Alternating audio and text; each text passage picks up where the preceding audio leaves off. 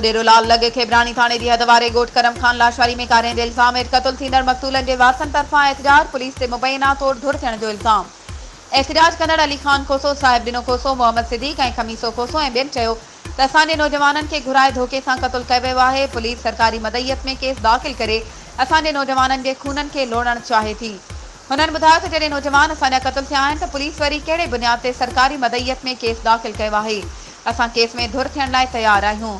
हुननि आई जी Sindh, DIG Hyderabad, SSP Matiari ऐं ॿियनि वस वारनि खे अमलदारनि खां मुतालबो कंदे चयो आहे त असांजे क़तल थियल नौजवाननि जे खूननि सां इंसाफ़ कयो वञे, न त सुपर हाईवे बंदि करे एहतजाज कंदासीं।